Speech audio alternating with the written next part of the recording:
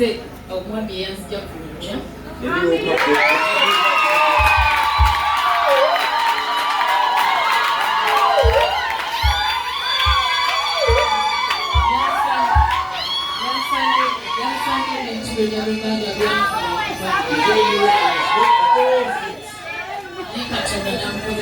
And the Lord has used him.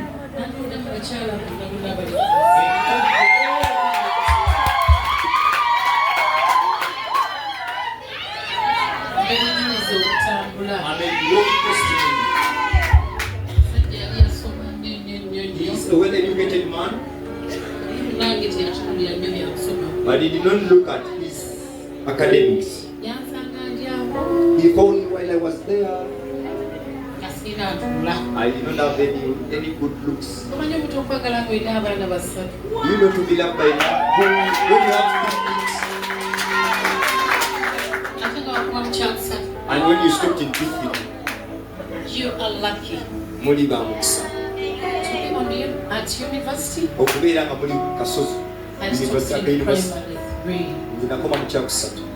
But the God we serve, when you are diligent,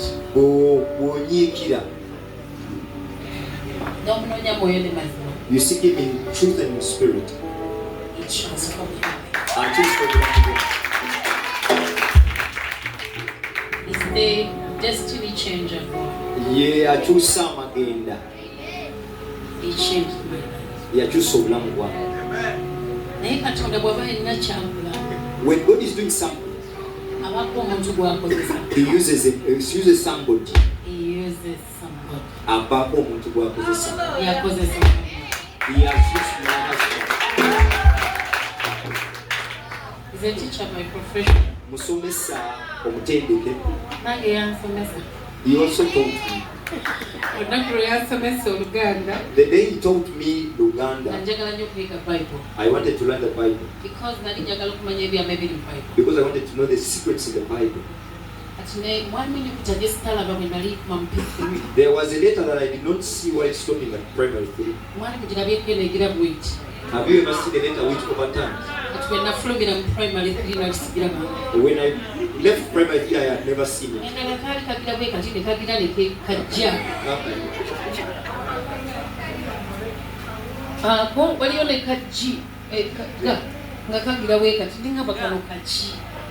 And they said, what letter? But I want to show you the God. There is somebody who is wondering.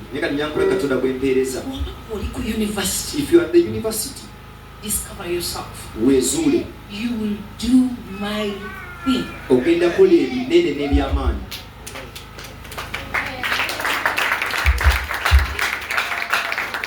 Don't despise yourself.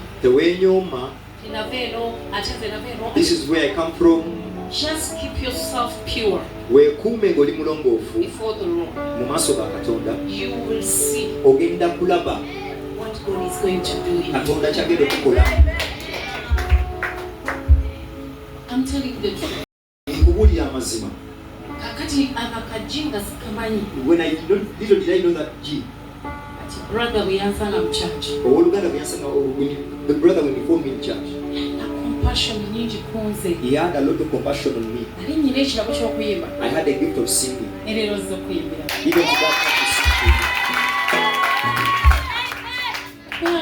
that, when he looked at me, the most educated people were there. They swing because they existed. They don't want to be nearer to me. When you get a microphone,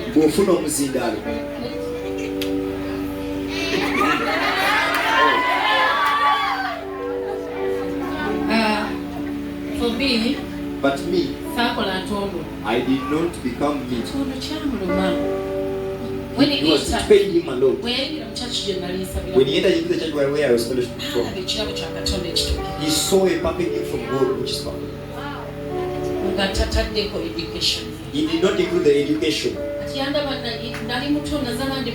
I gave back while I was still young. He saw the young guy.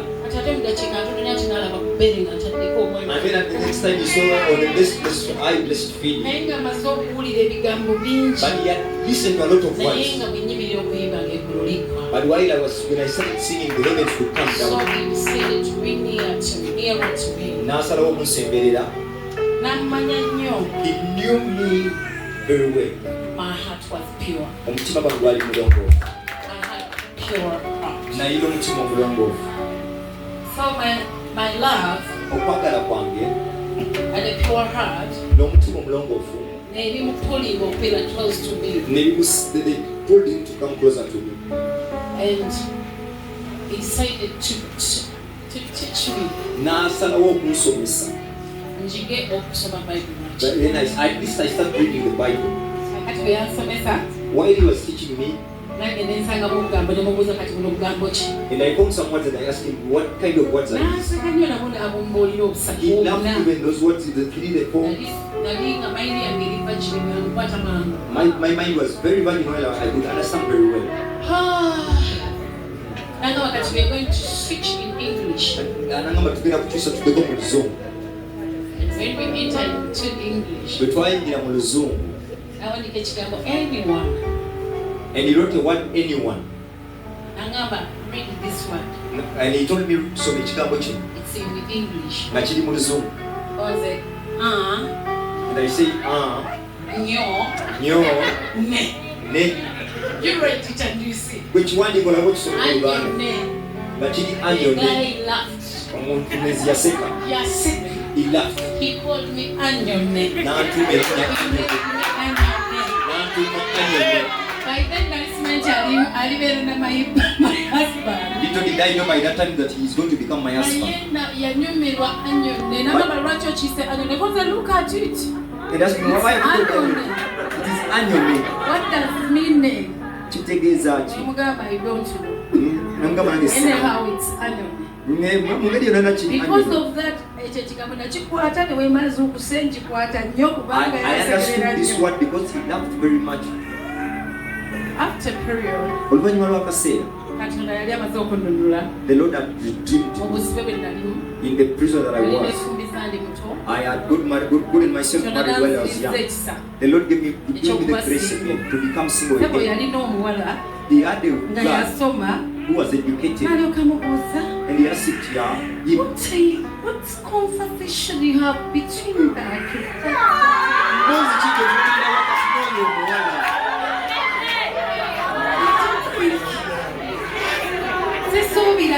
I need to be part of it. They don't expect to be part of that conversation. Gamba swing. The sweet. That's how he missed the man. It's just a dearly girl, Bambi. No. No. And he said, no. I can't be part of you.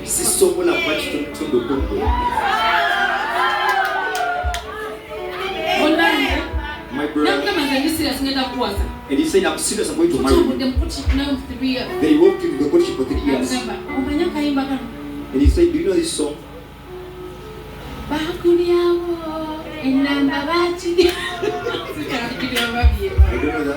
know that song. It was a hit by that time. And he said, what are you saying? I'm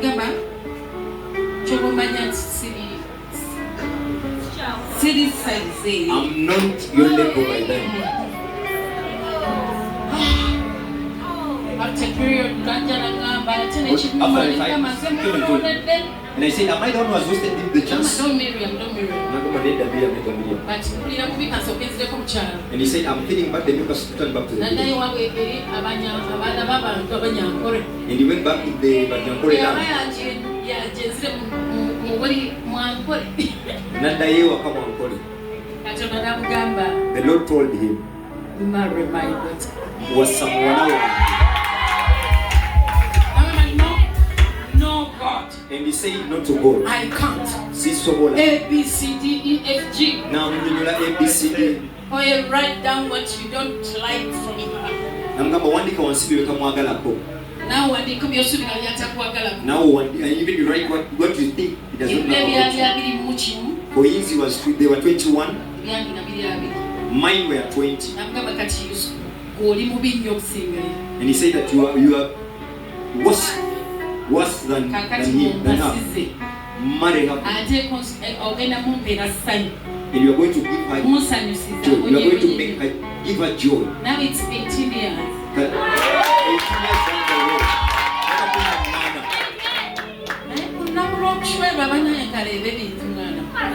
On the day of the wedding, I saw a lot of things. Omusajja bamusiba. Mama mugamba oleta kintu. And her mother said, what are you bringing? Yes. But Jesus, there is a man waliyo omusajja who does not see like the normal men see. This is the man I brought to you. Solution is Omutabira University. The solution is not the university alone. Even the things you are studying there, they might not be the things you are going to have in. They're going to bring Jesus. Na you know Yesu is a good man. Musajja mulungi. Monange ngambocho. Say it. Do you know that song? Mukamanya kakayimba. Monange. My friend. The man insisted on the day of Kwanjula. On the next day was the wedding. He was arrested on the day of the introduction. The next day is the introduction. And the food was eaten by the people on the road.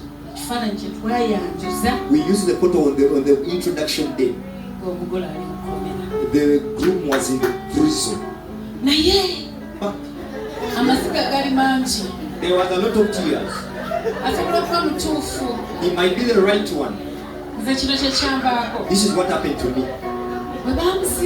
When he was put into prison, and they said the woman loves very much the son, but he does not know what God has invested in me. I might be a primary 3. I'm having 3 kids. But there is something that happened on me. There is something that got on me. There is something that happened on me. My friend, I did not get mad at this woman. Because he nurtured my mind. But God, he had ordained it before. There is nobody who will take what is yours. What is disturbing is only one. Compare yourself to others. What is disturbing is one. Not to pay full attention to things of God. What disturbs you?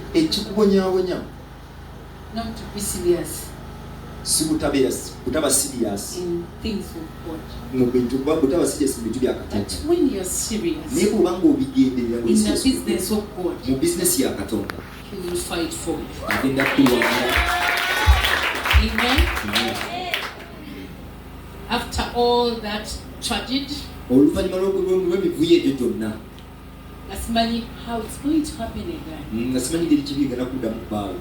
The man appeared after 2 weeks. Said, I'm here to marry again. They told me I introduced you using they used a picture to introduce a ring. They said there were guns everywhere. They are supposed to be wedded and we shall see the rest of the things. We were wedded in the glory. Little did we know where we were going to start from. Now we are bishops. God gave me the spirit of wisdom. And I say that being illiterate is very much painful. That Lord gave me a calling that now I'm the director of the school.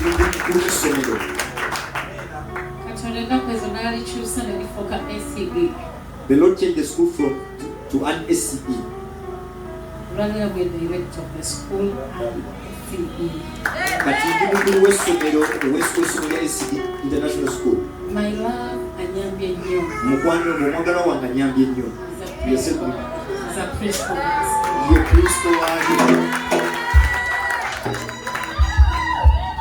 Era ndabye Mukama. I've seen God. Gamba muno oyo alabye Mukama. Tell your friend that he has seen God.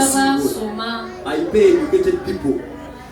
Tell your friend that he pays educated people. I challenged the devil. Nasomoza stand. What are you trying? I provoked the devil and said, what are you trying to say?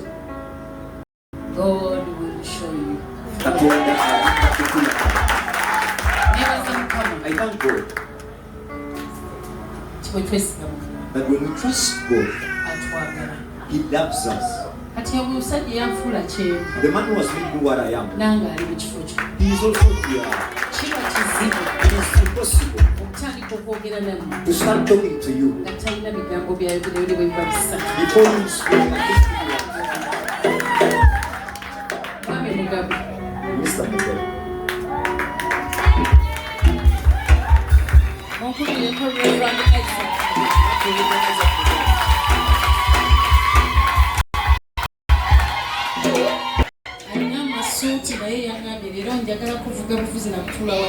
He has a lot of things, but then said, I just want to drive you.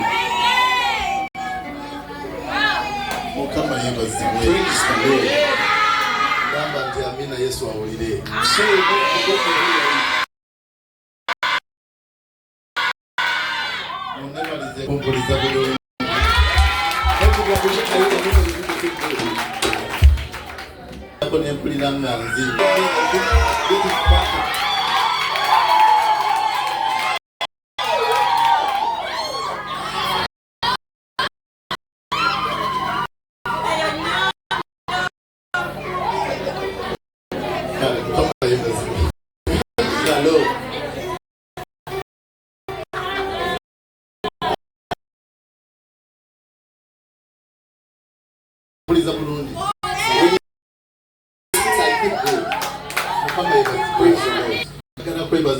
I want to thank Jesus for all of you. Pastor Mumbejja said you are going to the university. You're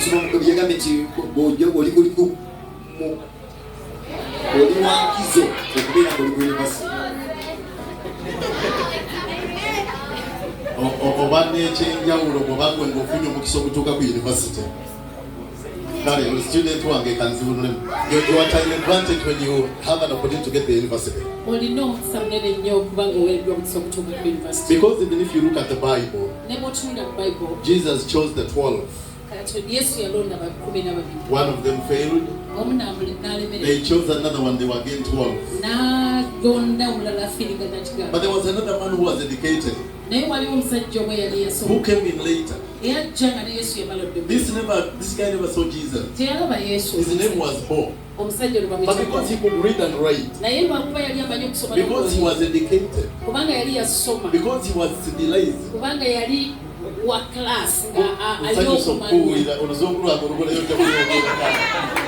I mean, because he had that level. This guy writes 13 to 14 books of the New Testament. And when you look at a book like Luke is talking about him.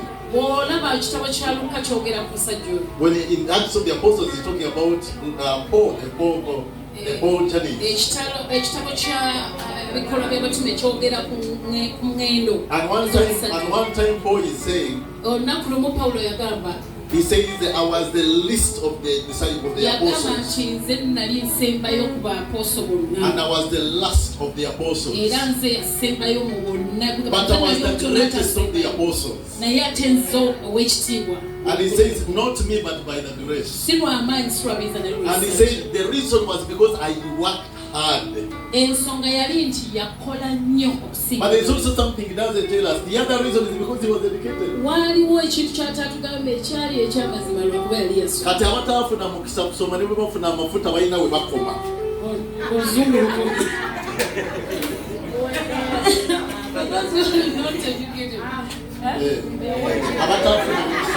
those who are advantage to go to school. They are limited somehow. But for those of us who have an opportunity to go to school, there are places we stand when the anointed cannot go.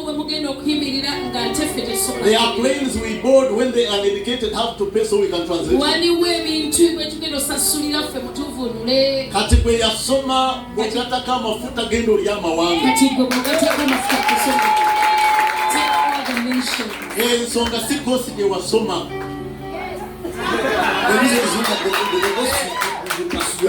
Kunganya oluzukulu wakunganya. Collect the English that you gather. Kunganya abantu ab'enjawulo be wabeeramu mu ssomero. Collect the people you were with, you are associating with. Ensi gye wabeeramu ng'erina amawanga magatte n'obulamu bwe wayiga obugatte. The community you lived in with a lot of mixed people. Fuluma ogatteko tufuta Katonda twakugasseeko. Go out and add the anointing the Lord has anointed. Beera omukazi oba omusajja atambulidde mu nnyiriri. Be a man or woman who has moved in scriptures. Wonna w'oliyimirira baliwulira enjawulo. Wherever you will stand, they will see the difference. Wonna w'olisimba baliwulira enjawulo. Wherever you will build, they will see the difference. Lwaki? Kubanga olina ekirabo ekyakulira. The reason is why, because you have something that God came upon you. Kati abasoma n'abasoma mu Yesu engalo azuulira. Those who are educated, those who are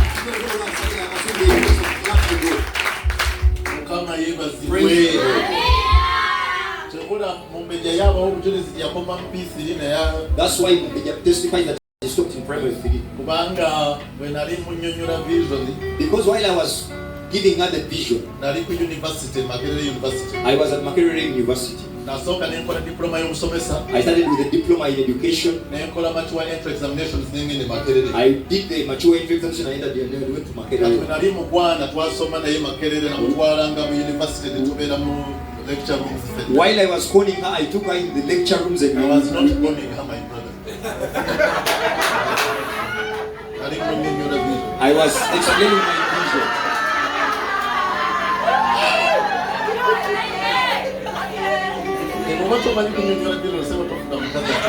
If you don't know how to explain your vision, you cannot get an understandable woman. So when I didn't vision, while I explain my vision, she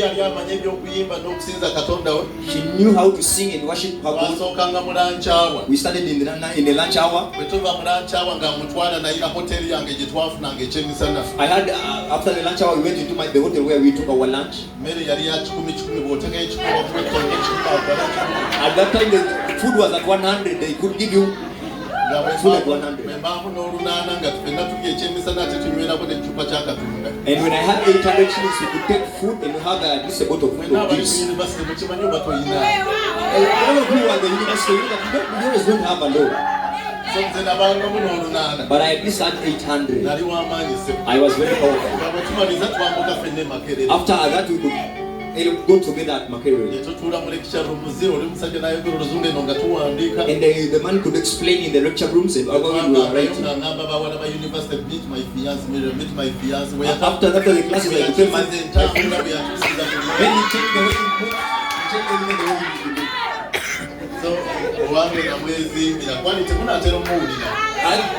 The mine, I built her. So she's educated. She's really educated.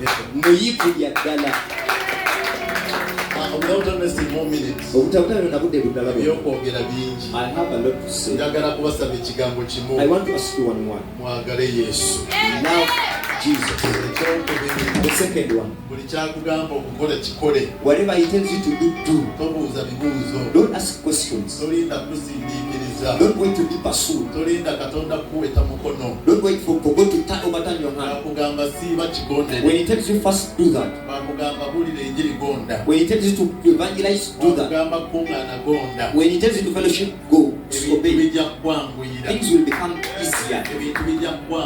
Things will become easier. Your promotion will be quickened. Your elevation will be quickened. Your inheritance will come quickly. You will not last long in the desert. But if you fail to do that, ask men who spend 40 years in the desert. After failing that, ask a man who was sent to the Navy and went to Tarsus. And you stand to testify to somebody and testify. And you started saying that reaching here, I came by the mouth of the fish. I got born again in 1990. I had 12 years. What has quickened my life? When the master said that we are going to fast, whether I feel it or not, if we say we are going to preach, I don't ask where his transport going to come from. As much as I can. I continue to obey. That has made my life easy. When he gave me a wife to marry, I was still arguing. When he showed me that he's the one that I'm to marry, there are a lot of Ugandan proverbs that I do not work for. That while you are chasing a man, you leave some strength to take him back. While I'm obeying Jesus, I don't leave any power to take him back.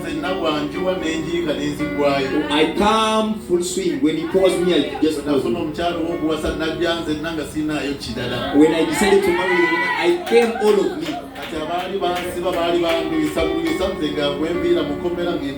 The people who arrested me, they were just delaying me, but after the prison I came, I went back. After coming back, now I married 18 years down the road. The next thing I want to thank God. Even though the first thing I married her without a cake. They used the introduction, they used the picture. Why I wasn't there. After 15 years. In 2022, I went back again at their home and I introduced her. And we retook the vows. The other time I was even small, I didn't put in pictures. This time around, I took in picture of this was common. And I had the way you were looking.